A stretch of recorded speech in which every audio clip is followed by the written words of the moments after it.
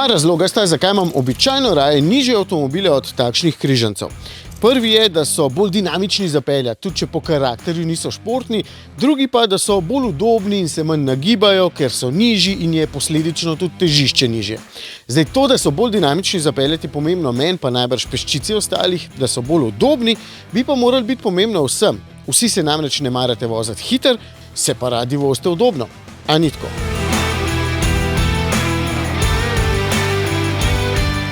Na vse to sem pomislil ob Hondinem CR-V, ki je v poplavi križancev tega segmenta vseeno malo poseben. Ni edini takšen, je pa eden redkih, ki kljub svoji velikosti in oddaljenosti v tal zna potnike peljati tako udobno in tako prijetno, da bi ga tako imel za družinski avtomobil.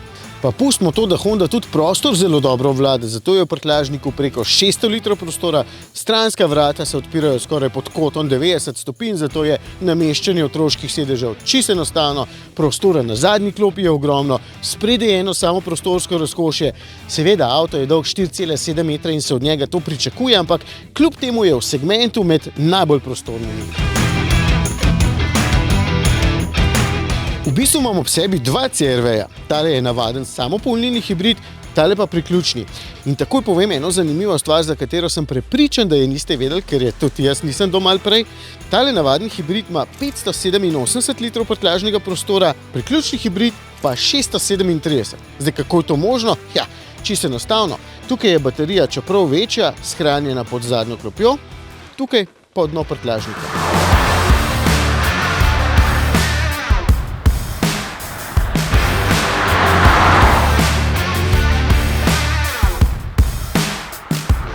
V bistvu je zanimivo, pa tudi žalostno po eni strani, kako se znajo oziroma morajo določene znamke prilagoditi in v nekaj desetletjih povsem spremeniti tisto, po čemer so slovele.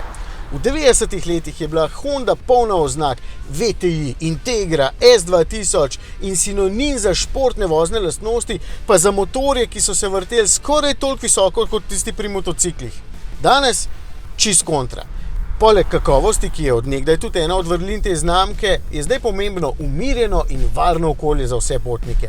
Sodobnih asistenčnih sistemov ima danes vsak nov avto veliko, so pa nekateri na voljo šele za doplačilo. Osnovni ne, določeni pa.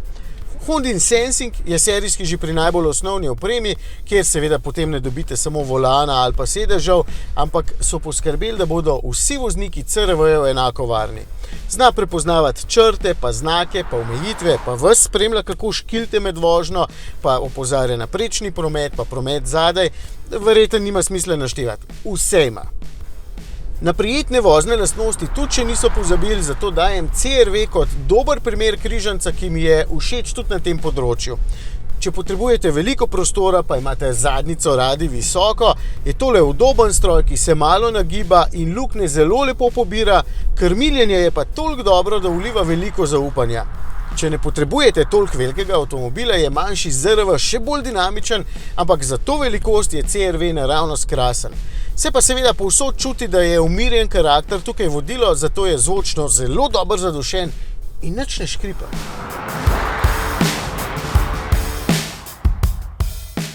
Samopolnilni hibrid smo že imeli na testu in si ga lahko preberete na volan.si, no tale pa priključni hibrid in je čisto nov pri nas. Motorne moči je enako, še vedno je tukaj spodaj 2-litrski bencinski motor, elektromotor pa svojo energijo dobiva iz baterije, ki ima tukaj 17,7 kWh in Honda obljublja doseg 82 km. To je seveda po VLTP, v praksi pričakujte pa, da se boste na elektriko peljali vsaj 50 km daleč, tudi po avtocesti.